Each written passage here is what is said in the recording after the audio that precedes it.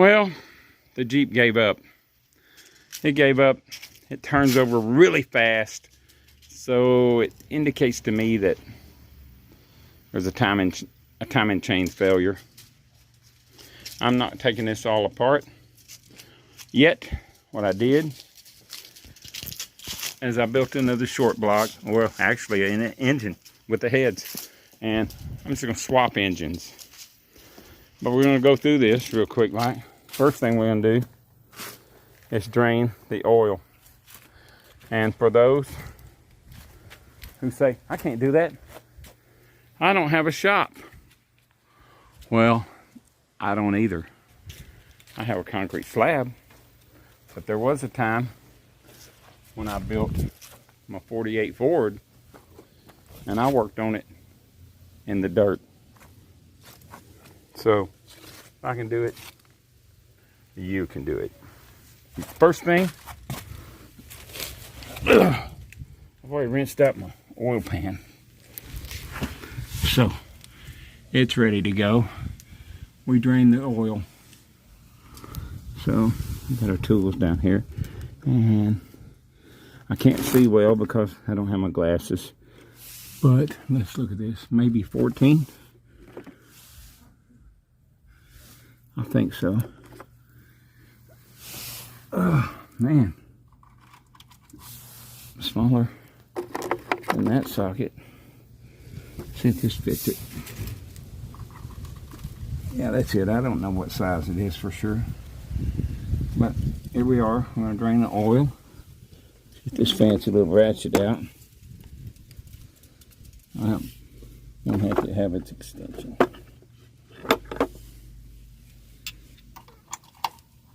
Oh, mercy.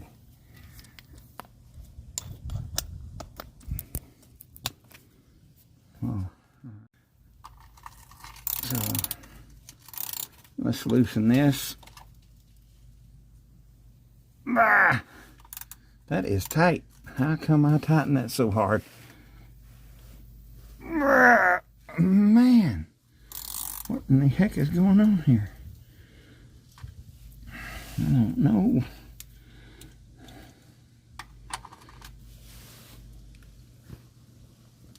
Oh, there it goes. All right. Man, that was awful. Let's get this drain pan plug out of here. And easy. Easy. What you do is you hold some pressure on it and keep turning it, and you'll hear a click. Hold on. There, as it jumps off the threads, and you know then that you got it done. And there we go. Drain it out. And I'll set this plug on this cross member. So we'll go ahead and let it drain, and we'll gather up some more tools because we're gonna pull the engine. And all right.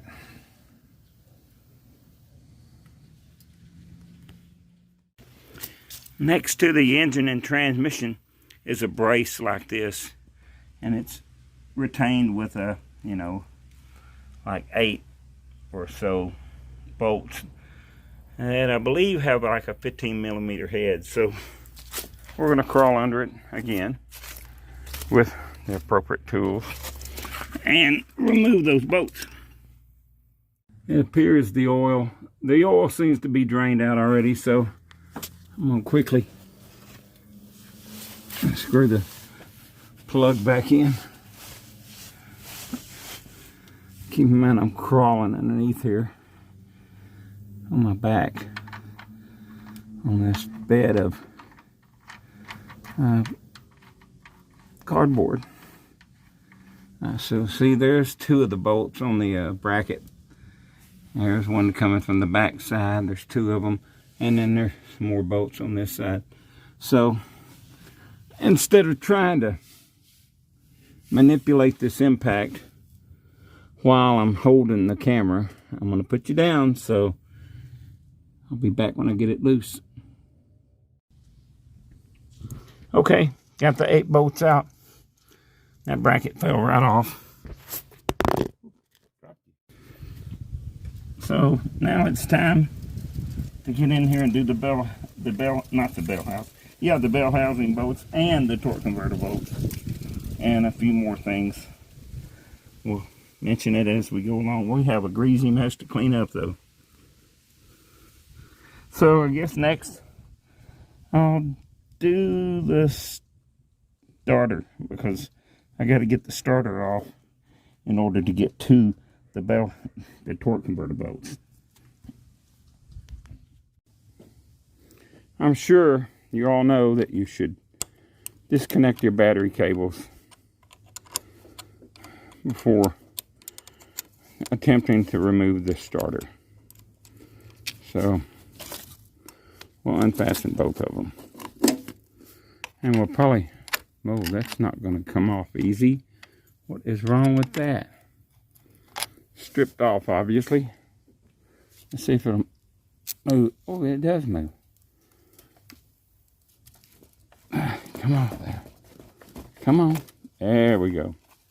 Now that we got the battery disconnected, we can go ahead and remove the starter.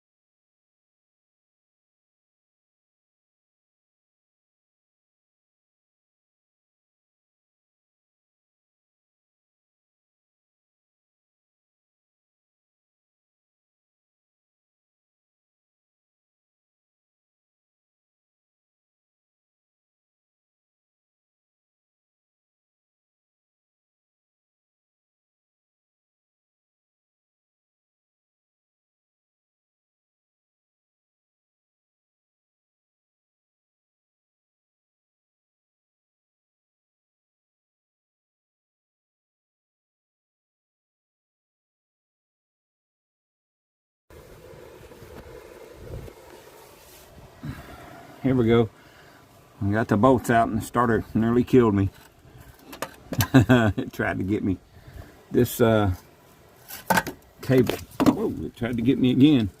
Let's see what the socket size is on this so I can tell you. It's, Lord, where is it?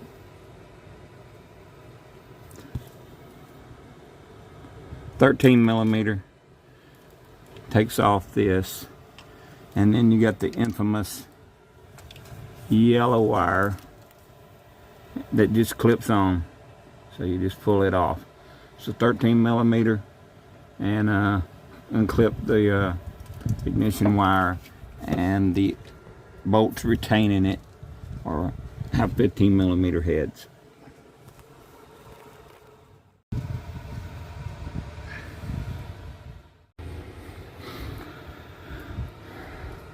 Well, now the starter's off and it's in the bucket.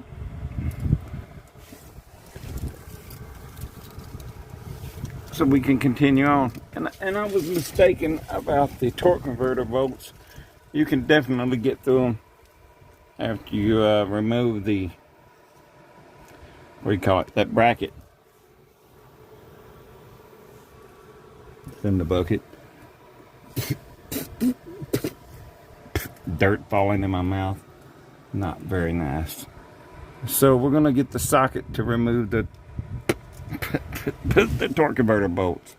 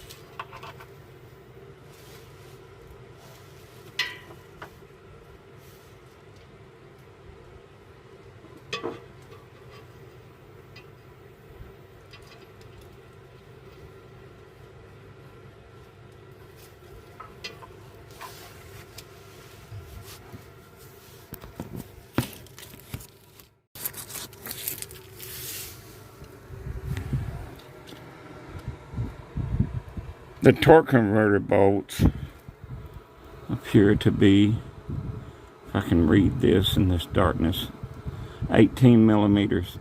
And I have this nice little socket set.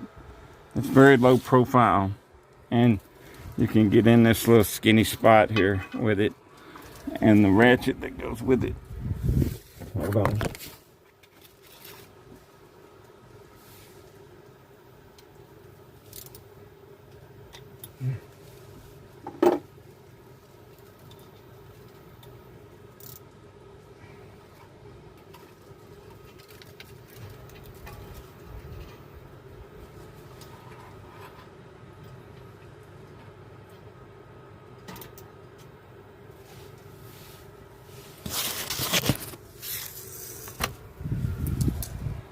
See, it's a little flat kind of ratchet. I'll show it to you here in a little bit. But I'm going to go ahead and loosen these bolts. 18 millimeter heads on these bolts. They're relatively short. As you turn the ratchet, oh, excuse me. As you turn the ratchet, you'll also turn the engine, and the bolt and socket will stop in this area, and you'll be able to finally loosen it. God, I think some dirt fell down my throat. Anyway, I'm gonna go ahead and do this.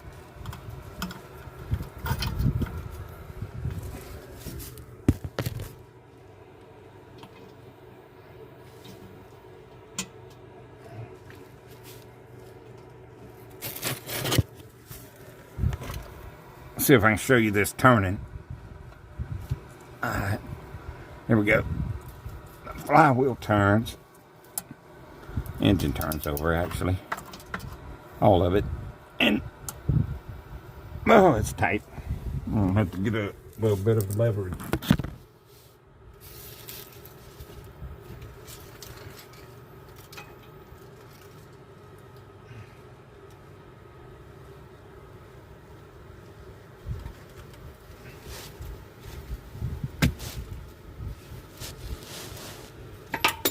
Ooh, nearly got me right in the face.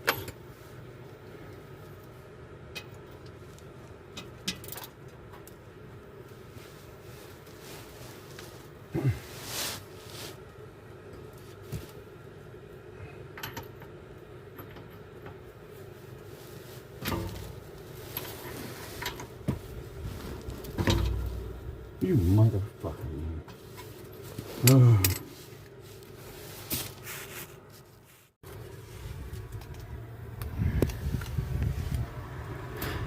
As I mentioned, these bolts are kind of short. But one of them's out. Kind of rotate the motor a little bit and get to the next one. There's 4 of them. So I'm going to go ahead and take them all out, and then we'll get to the bell housing bolts.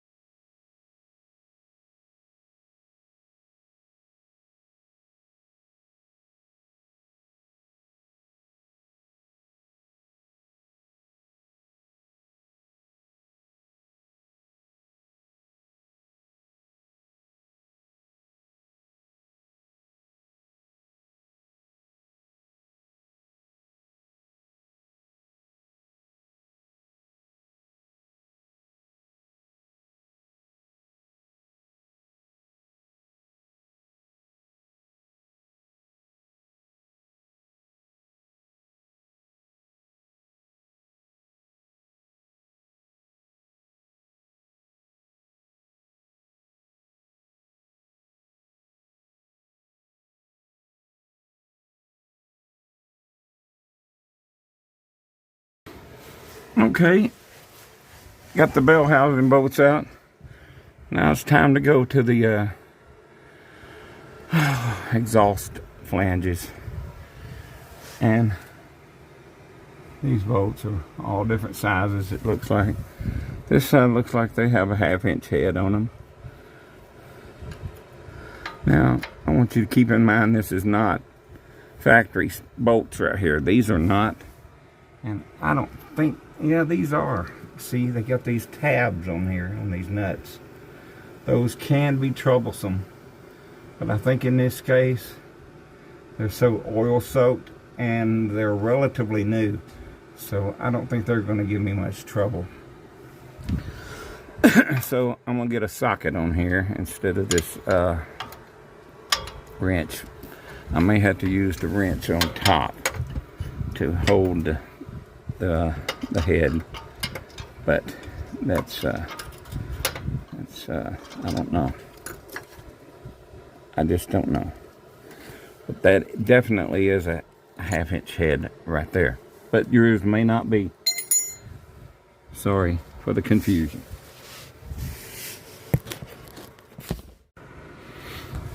Well, I've got the exhaust bolts out. And now I move on to the engine mounts. I don't think there's anything else back here. After I get the engine mounts loose, and you don't have to take them all the way out because this bracket is slotted, so you don't have to loosen them. And there you are. All right, we're moving along nicely. Okay, now time to do the engine mounts, and they're 18s on both ends, the nut and the bolt. So what we'll do, we'll loosen it about that much, you know, maybe 1/2 inch, and it should slide right out, because like I say, at the top of this bracket is notched, and you don't have to take the bolt all the way out.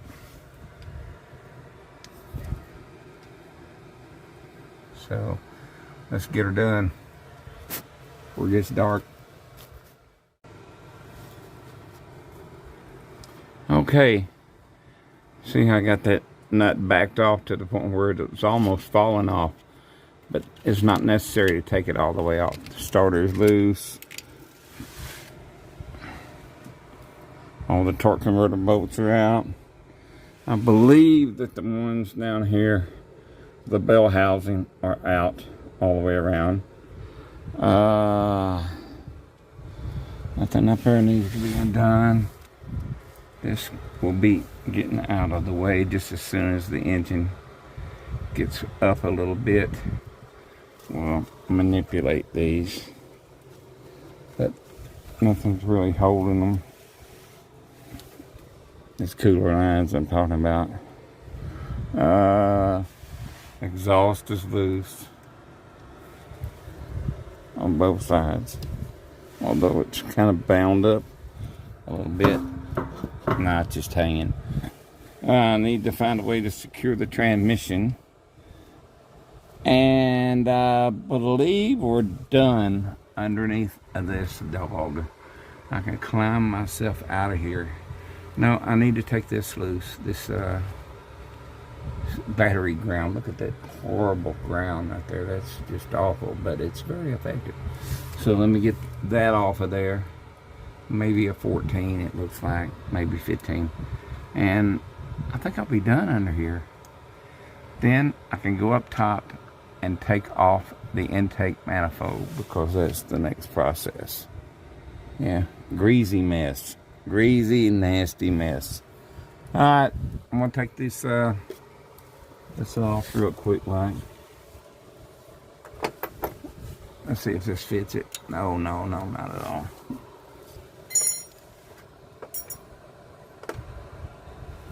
How about this socket? Oh, no, not at all. How about this socket? Oh yeah, fits nicely. Alright, where is my ratchets for that socket?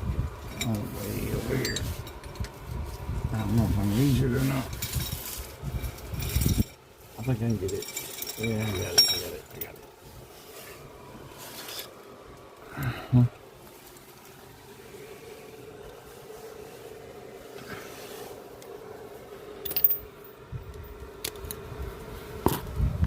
Okay.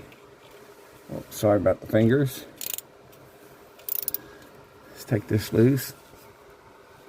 Oh, I figured that. Oh, it's working. It's coming. Well, that came loose.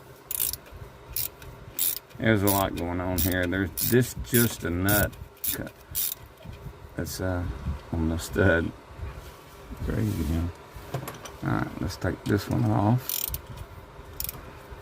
Hopefully it'll loosen up nicely. Yeah, it's a good deal.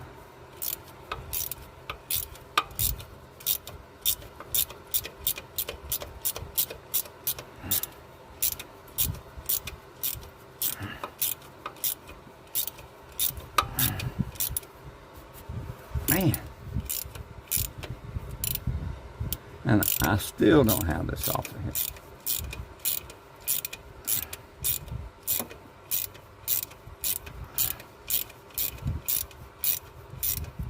God. Going on forever. Alright. I wonder if this socket will fit that too. Well, of course not. Why would it?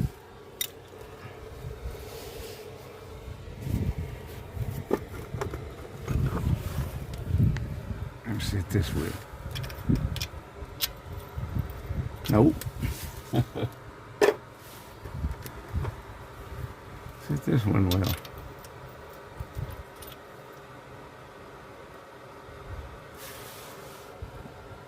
I might have to take it off right there. I don't think that's got any flats on it. No, I gotta get that. That right there has gotta come off. What the heck? No.